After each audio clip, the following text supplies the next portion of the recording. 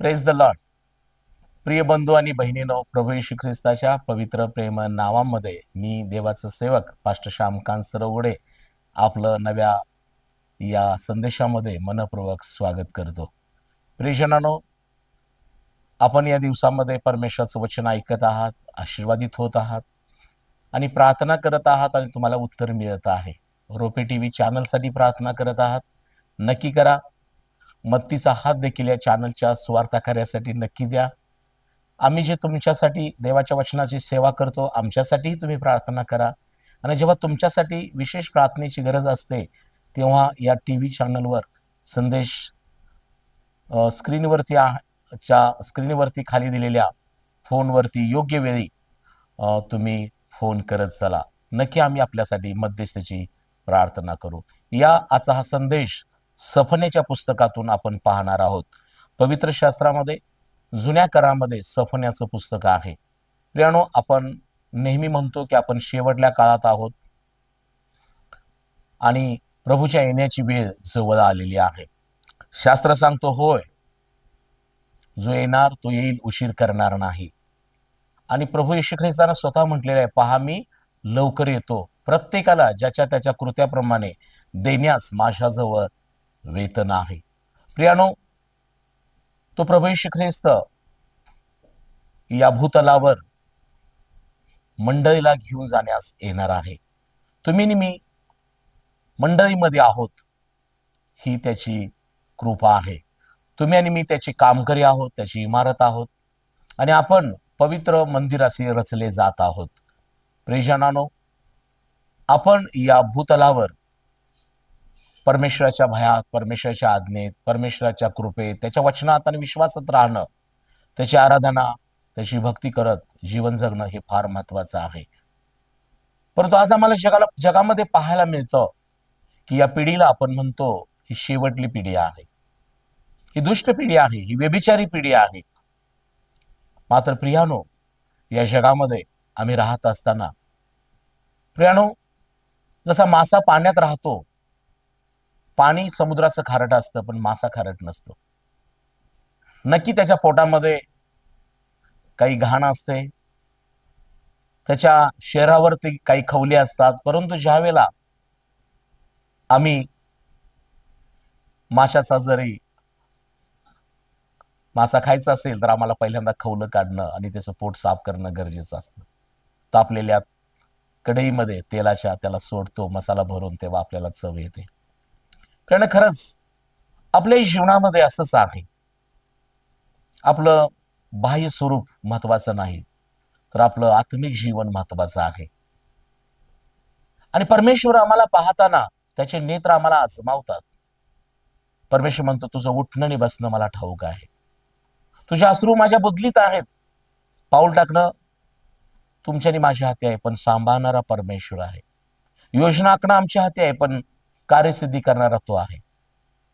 प्रियानो, हा परमेश्वर दयाळू आहे, पण मनक्रोध पण आहे.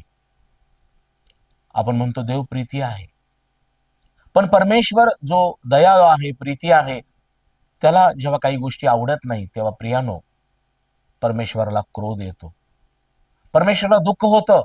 आणि परमेश्वर एखादा निर्णय जेव्हा घेतो, तेव्हा प्रियानो त्याच्या निर्णयाला कोणीही थांबवू शकत नाही. मात्र परमेश्वर निर्णय घेतो आणि त्यानंतर परमेश्वर पुन्हा एकदा तपासतो.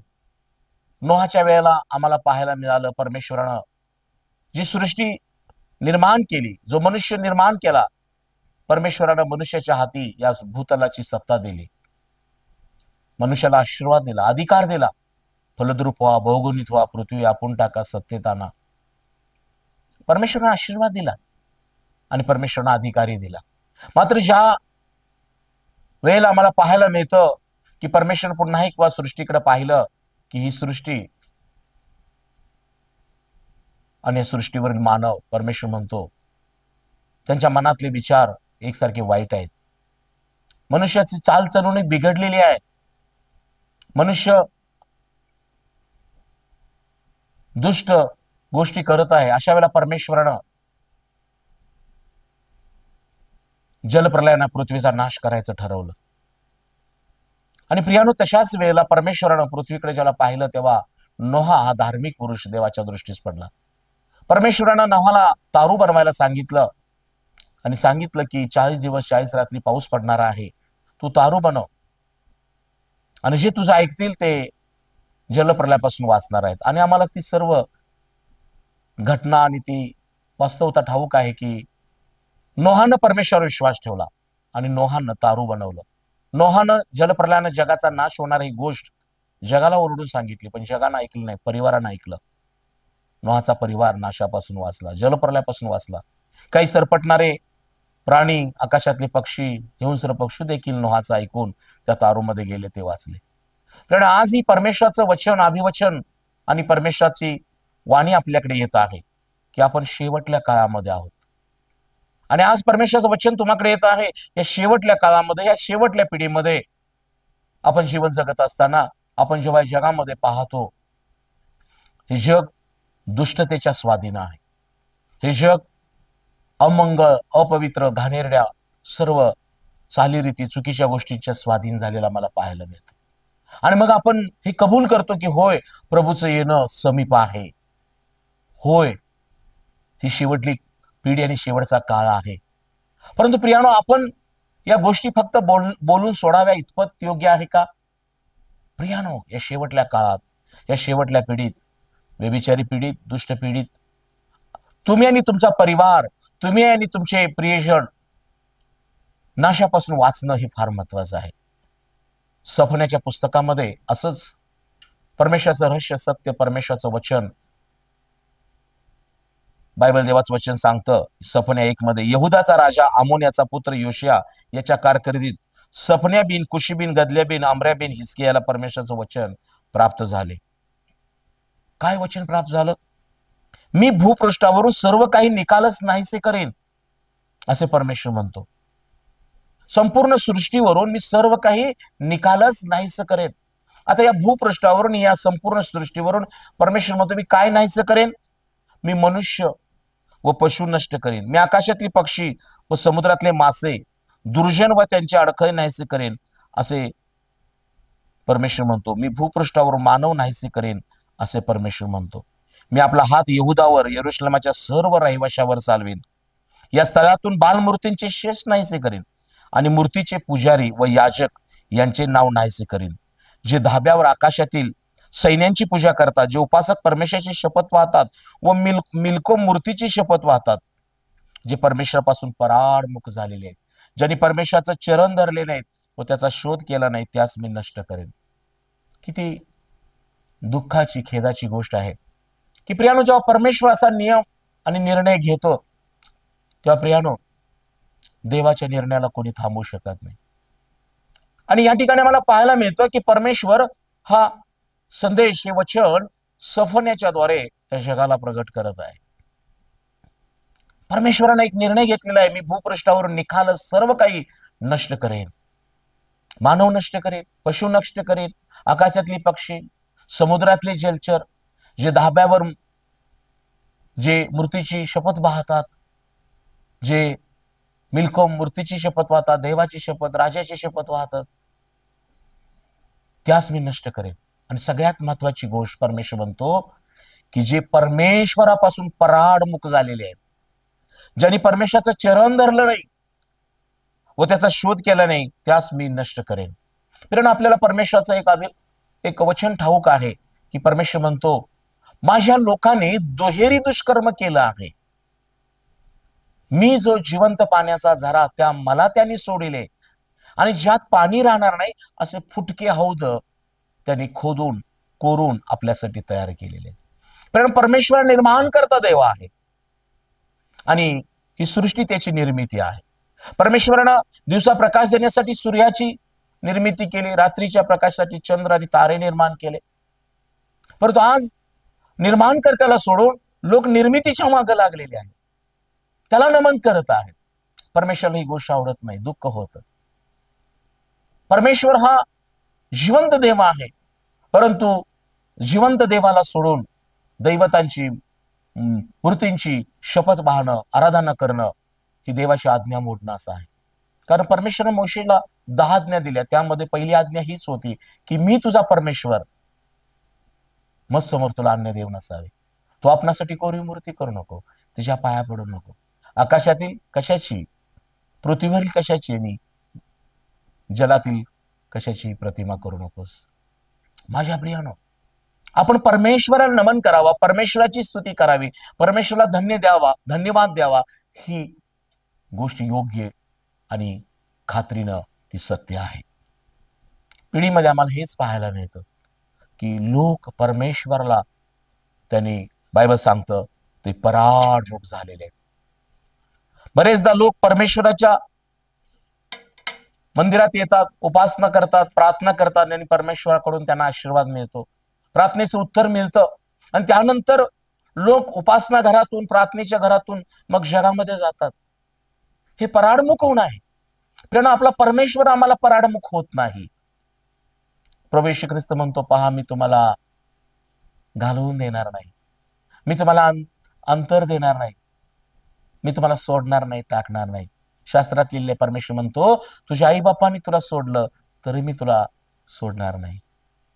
माझ्या प्रियानो, परमेश्वर हा निर्माण करता परमेश्वर, तो तुमच्या जवळ प्राप्त झालेल्या सर्व गोष्टी त्याने तुम्हाला आशीर्वाद असा दिलेला आहे. परमेश्वरला पराडमुख होऊ नका. परमेश्वराचं चरण धरणं, परमेश्वराची सहभागिता करणं, परमेश्वराची आज्ञा पाळणं आणि परमेश्वराचा शोध करणं हे प्रभूला आवडतं. आपल्याला ठाऊक आहे, येशू ख्रिस्त एकदा रस्त्यावरून चालत असताना योहानाने येशू ख्रिस्ताकडे पाहिलं आणि तो म्हणाला आपल्या शिष्याला, हा पहा जगाचं पाप हरण करणारा देवाचा कोकरा. आणि त्याचं हे म्हणणं त्याच्या शिष्याने योहानाचे ऐकलं आणि ऐकून ते त्याच्या मागून जात आहे. प्रियानो, येशू ख्रिस्त तो मागे वळून त्यांना म्हणतो, तुम्ही काय शोधता? हे प्रभू, तू कुठे राहतोस? हे प्रभू, आम्ही तुझ्या मागून येऊन तुला शोधत आहोत. प्रभू येशू म्हणाला, या म्हणजे पाहाल. आणि त्यांनी येशूच्या मागून जाण्याचा निश्चय केला, त्याने येशू ख्रिस्ताबरोबर राहण्याचा निश्चय केला आणि बायबल सांगतात ते त्याच्याबरोबर राहिले. त्याने अनुभवलं येशू हा जिवंत देवाचा पुत्र आहे. आणि प्रभू येशू ख्रिस्तानं त्या शिमोन पेत्राला, आंद्रियाला, माझ्या प्रियानो, त्यांच्या रिकाम्या जाळ्यामध्ये मासे दिलेत, त्यांना मंडळीची जबाबदारी दिली आणि प्रियानो ते त्याचे शिष्य बनलेत. आज देवाचा संदेश तुम्हाकडे येत आहे. प्रियानो, परमेश्वर हा जो नियम किंवा निर्णय घेतो की परमेश्वर म्हणतो सफन्याला, तू या जगाला सांग की मी भूपृष्ठावरून आखील सर्व काही निकालच नाहीस करणार आहे. आकाशातील पक्षी, जलातील जलचर, पशु आणि मनुष्य मी नाहीस करेन. याला कारण काय? परमेश्वर म्हणत आहे की लोक मला पराडमुख झालेले आहेत.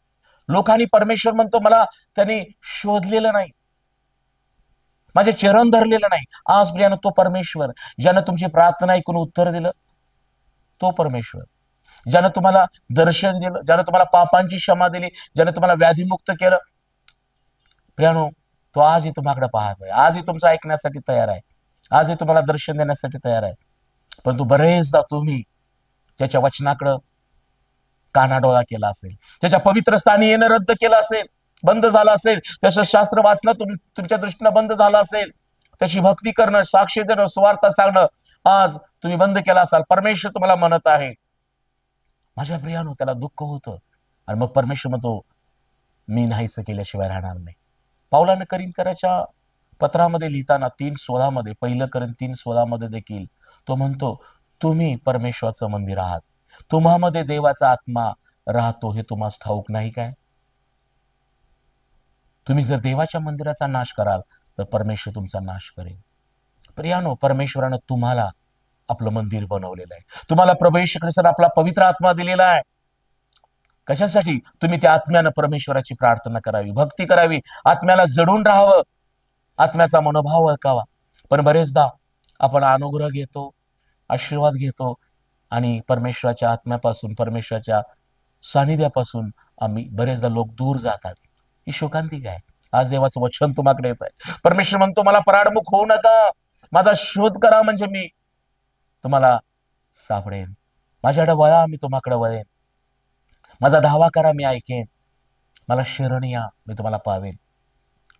स्तोत्रकर्ता दावीद राजा स्वतः म्हणतो स्तोत्रामध्ये, मी परमेश्वराला शरण गेलो आणि त्यानं तो मला पावला, आणि त्या परमेश्वर मला सर्व भयापासून सोडवलं. प्रियानो, हे जग तुम्हाला भयापासून, जग या नाशापासून वाचवू शकत नाही. परंतु एक आनंदाची बातमी आहे की जो निर्माण करता परमेश्वर आहे, त्याचे तुमचे अश्रू त्याच्या बदलीत आहेत. तुमचं पाऊल टाकणं तुमच्या हाती आहे, पण सांभाळणारा तो आहे.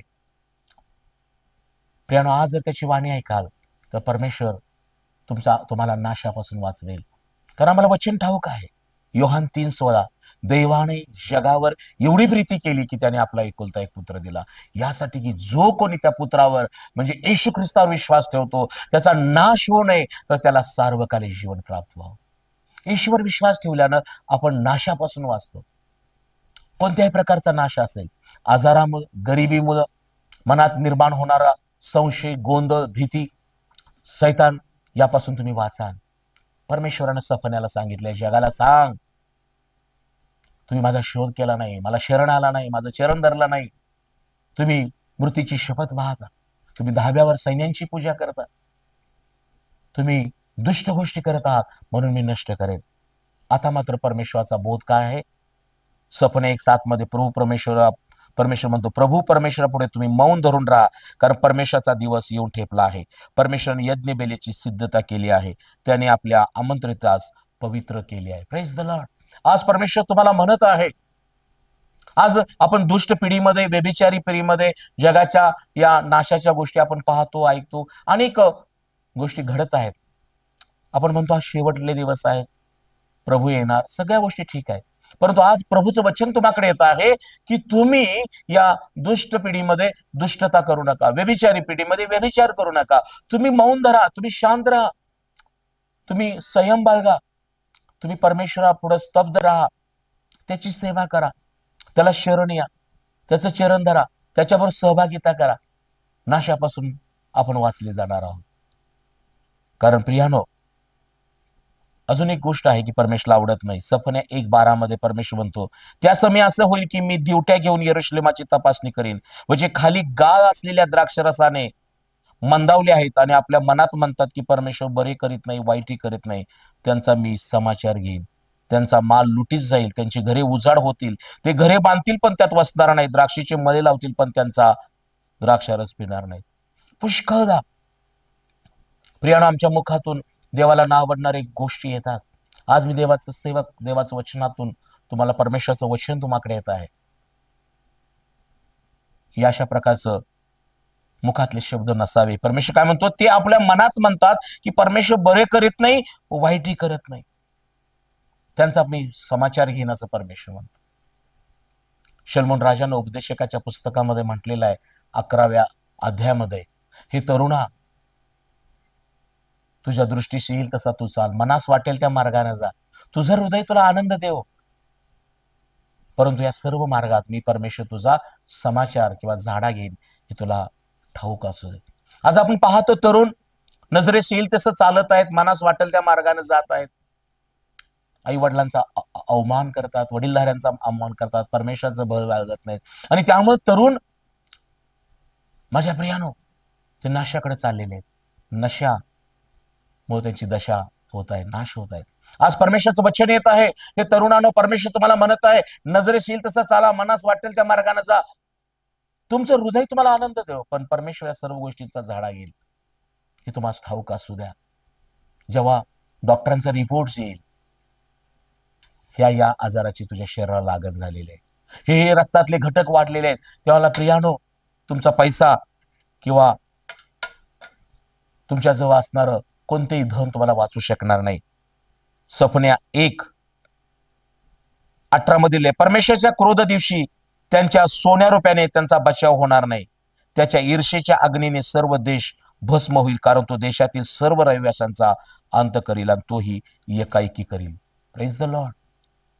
तुम्हाला वाटत असेल माझ्यामध्ये ताकद आहे, माझ्याकडे पैसा आहे, माझ्याकडे पद आहे, परंतु प्रियानो, जर परमेश्वरात तुम्ही शरण गेलेला नाही, परमेश्वराचा शोध केला नाही, परमेश्वराची भक्ती सहवासात नाही, आणि तुम्ही जगातल्या गोष्टी जर करत असाल, पाप, व्यसन, अत्याचार, अन्याय, आणि शरीराला जर विटाळत असाल तर प्रियानो, तुमचा पैसा, तुमची ताकद तुम्हाला वाचू शकणार नाही. म्हणून परमेश्वर म्हणतो त्या दिवशी काय होईल?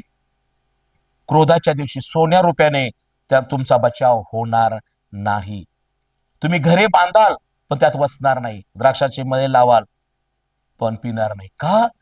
तर तुम्ही बरेचदा म्हणता की परमेश्वर बरं पण करत नाही, वाईटही करत नाही, प्रभू कधी येणार वगैरे वगैरे संशयाच्या द्विधामनशा गोष्टी बोलू नका.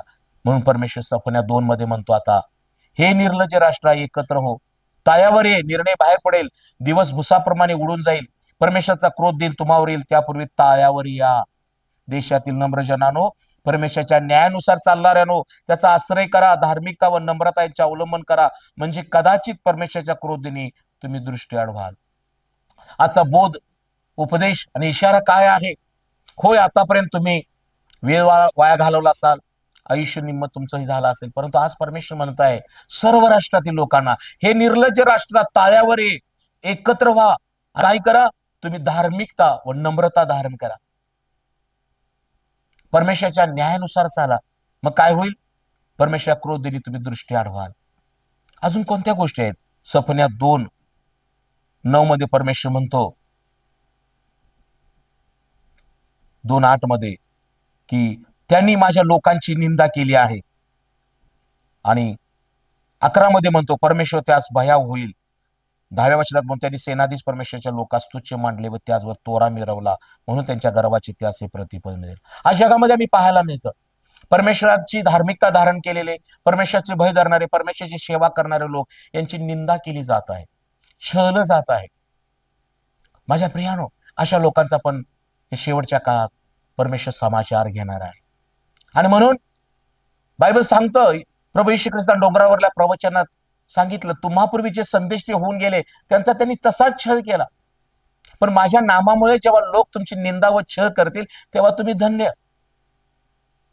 माझ्या प्रियानो, या दिवसामध्ये निंदा छळ होत आहे विश्वासणाऱ्यांचा, प्रभू येशूची सेवा करणाऱ्यांचा. पण आज मी देवाचा सेवक तुम्हाला सांगत आहे, तुमची धार्मिकता, तुमचं एकत्र येणं सोडू नका. परंतु जे निंदा करत आहेत, छळ करत आहेत, त्यांनी सावध राहा. बस झालं, शेवटच्या काळात आपण आहोत. प्रियानो, अजून एक गोष्ट परमेश्वरला आवडत नाही. 3ऱ्या अध्यायामध्ये ती म्हणतो, ती बंडखोर, भ्रष्ट, बलात्कारी नगरी, तिला धिक्कार असो, तिने वचन मांडले नाही, बोध घेतला नाही, परमेश्वरावर श्रद्धा ठेवली नाही, ती आपल्या देवा समीप आली नाही. तिच्यातले तिचे सरदार गर्जना करणारे सिंह आहेत, तिचे न्यायाधीश संध्याकाळी बाहेर पडणारे लांडगे आहेत, ते सकाळच्या साठी काही शिल्लक राहू देत नाहीत. तिचे संदेष्टे बडाई खोरो विश्वासघातकी आहेत, तिचे याजक पवित्र स्थान भ्रष्ट करतात, त्यांनी धर्मशास्त्राचे अतिक्रमण केले आहेत. प्रियानो, परमेश्वरला सपन्याला सांगायला का भाग पाडलं? की परमेश्वर म्हणतो, मी भूपृष्ठावरून या जीवसृष्टीचा नाश करेन. त्यामध्ये कोण? मी मनुष्य निकालच नाही करेन, पशु पक्षी प्राणी. कारण का प्रियानो? परमेश्वरला ह्या गोष्टी आवडत नाहीत. आज तो परमेश्वर म्हणत आहे की तुम्ही धार्मिकता आणि नम्रता धारण करा, ताळ्यावर या, एकत्र या, कारण परमेश्वराचा क्रोध दिन जवळ आलेला आहे, परमेश्वराचा तो समीप आलेला आहे. आणि जर आम्ही अशा प्रकारे करू तर परमेश्वर काय म्हणतो? 3:9 मध्ये परमेश्वर म्हणतो, मी लुटीसाठी उठेन, तोवर माझी वाट पहा, कारण राष्ट्र एकत्र जमावी, राज्य एकत्र मिळवावी, त्यावर माझा क्रोध, माझा सर्व संतत करू पाडावा, हा माझा निश्चय आहे, कारण माझ्या ईर्षेच्या अग्नीने सर्व पृथ्वी भस्म होईल. प्रियानो, हे पृथ्वी सर्व नाशात जाणार आहे, पण आज परमेश्वराचं अभिवचन काय आहे? मी राष्ट्रास शुद्ध वाणी देईन व परमेश्वराची सेवा घडावी, म्हणून ते सर्व त्याच्या नामाचा धावा एकचित्ती करतील. Praise the Lord. आज जगभर लोक परमेश्वराची वाणी ऐकत आहेत आणि देवाकडे वळत आहेत, परमेश्वराची एकचित्ताने सेवा करत आहेत, आराधना करत आहेत. ही चमेची बाजू आहे, कारण परमेश्वर म्हणतो, मी जगाला शुद्ध वाणी देत आहे. अजून परमेश्वर काय म्हणतो? मी तुझमध्ये नम्र व गरीब लोक राहू देईन, ते परमेश्वराच्या नामावर श्रद्धा ठेवतील. Praise the Lord. प्रिय बंधू आणि बहिणीनो, परमेश्वर तुम्हामध्ये नम्र व गरीब लोक राहू देईल. आणि मग परमेश्वर म्हणतो, त्यांच्या मुखात आता कपटीची वाढवायची नाही, ते चरतील व विश्रांती मिळवतील, कोणी त्यास भेडवणार नाही. सियोन कन्ये उंच स्वराने गा, हे इस्रायला जय जयकार कर, यरूशलेम कन्ये मनोपूर्वक उल्हास व उत्सव कर, परमेश्वराने तुझा दंड दूर केला आहे, तुझ्या शत्रूचे निवारण केले आहे. इस्रायलाचा राजा परमेश्वर तुझमध्ये आहे, तुला पुन्हा अरिष्टाची भीती प्राप्त होणार नाही. त्या दिवशी यरूशलेमास म्हणतील, हे सियोना भिवू नको, तुझे हात गळू देऊ नको. परमेश्वर तुझा देव सहाय्य करणाऱ्या वीरासारखा तुझ्या ठाई आहे. तू तुझविषयी आनंदोत्सव करेल, त्याचे प्रेम स्थिर राहील व तुझविषयी त्याला उल्हास वाटून तो गाईल. Praise the Lord. होय, आपण आजच्या संदेशामध्ये हे पाहिलं की प्रियानो, परमेश्वरानं सपन्याला कळवलं, या भूपृष्ठावरून मी सर्व निकालच नाहीसं करणार आहे. मी मनुष्य नष्ट करीन, पशु नष्ट करीन, आकाशातले पक्षी, जलातले जलचर नष्ट करीन. कारण का? हे समजून घेऊया. कारण परमेश्वर म्हणतो, माझ्या लोकांनी काय केलेलं आहे? माझ्या लोकांनी मला पराडमुख झालेले, माझं चरण धरलेलं नाही, माझा शोध केलेला नाही, ते धर्मशास्त्र पाळत नाहीत, ते बंडखोर झालेले, दुष्कर्म झालेले आहेत. आणि त्यामुळे प्रियानो, परमेश्वरानं ही ही गोष्ट सपन्याला कळवलेली आहे. परंतु परमेश्वर वाव देतो सुधारायला. परमेश्वर म्हणतो, जर तुम्ही धार्मिकता धारण कराल, नम्रता धारण कराल, तुम्ही तायावर याल, तर परमेश्वर म्हणतो, मी तुम्हाला शुद्ध वाणी देईन. आणि मग तुम्ही काय कराल? तुम्ही, परमेश्वर म्हणतो, मग मी तुमच्यामध्ये नम्र व गरीब लोक राहू देईन. आणि मग परमेश्वर म्हणतो, तुम्ही गाल, उच्च स्वराने गाल. परमेश्वर म्हणतो, परमेश्वर तुझा देव सहाय्य करणाऱ्या वीरासारखा तुम्हाबरोबर राहील. त्या समय मी तुम्हास आणून एकत्र करेन, तुमच्या डोळ्यात देखत तुमचा बंदिवास उलटवीन. तेव्हा पृथ्वीवर सर्व राष्ट्रात तुमचा लौकिक व गौरव होईल असे मी करेन. Praise the Lord. निराश होऊ नका माझ्या प्रियानो, आशेचा देव तुम्हाबरोबर आहे. आज या शेवटच्या काळात आपण राहत असताना, या दुष्ट व्यभिचारी पिढीमध्ये राहत असताना, आज परमेश्वर तुम्हाला म्हणत आहे, मी तुम्हाला पराडमुख झालो नाही, तुम्ही मला पराडमुख होऊ नका. तुम्ही मला शरण या, मी तुम्हाला पावेन. तुम्ही माझं चरण धरा, मी तुम्हाला आशीर्वादित करेन. तुम्ही माझी वाणी ऐकाल, तर तुम्हाला शुद्ध वाणी मी देईन. तुम्ही उल्हासाने गाल, मी तुम्हामध्ये नम्र व गरीब लोक राहू देईन. ते परमेश्वराच्या नावावर श्रद्धा ठेवतील. मी सहाय्य करणाऱ्या वीरासारखा तुम्हामध्ये राहील. कारण हे परमेश्वराचं अभिवचन आहे. होय, आपण शेवटच्या काळात दुष्ट पीडित, व्यभिचारी पीडित राहत आहोत. क्रोध दिन जवळ आलेला आहे, समीप आहे. परंतु आज हा संदेश तुम्हाकडे आलेला आहे. आमची जबाबदारी काय आहे? ही परमेश्वराची वाणी ऐकणं. तुमची जबाबदारी काय आहे? की धार्मिकता आणि नम्रता धारण करणं, ताळ्यावर येणं, निंदा, त्रास देणं सोडून देणं आणि परमेश्वराच्या सानिध्यात येणं, त्याला शरण येणं, त्याची भक्ती करणं आणि त्याच्या समीप राहणं, यामध्येच प्रियानो परमेश्वराचा आशीर्वाद आहे. देवबाप करू, या संदेशाद्वारे परमेश्वर या सर्व घटनेमध्ये परमेश्वर तुमचं आणि तुमच्या परिवाराचं सहाय्य करू आणि संरक्षण करू. देवबाप तुम्हाला आशीर्वादित करू. या आपण प्रार्थना करूया.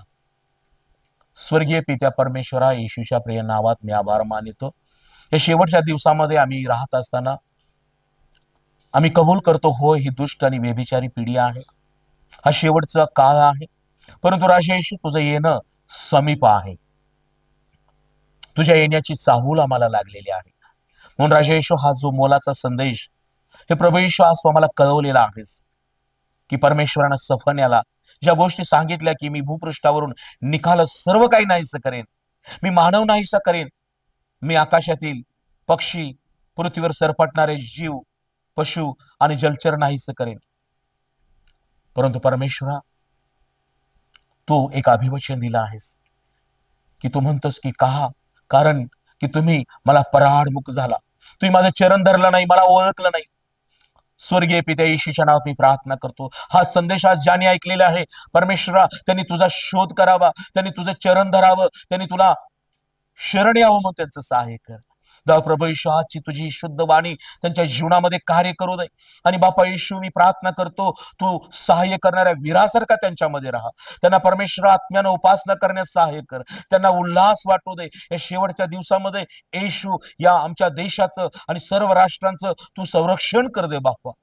धार्मिकता, नम्रता प्रत्येकाच्या जीवनामध्ये येऊ दे. सर्वांनी ताळ्यावर यावं म्हणून बापा येशू सहाय्य कर. नाशापासून प्रभू येशू सर्वांचा बचाव करायची विनंती करतो. येशूच्या नावाने प्रार्थना केली म्हणा पिता. आमेन, आमेन. देव बाप तुम्हा सगळ्यांना आशीर्वादित करो. Praise the Lord.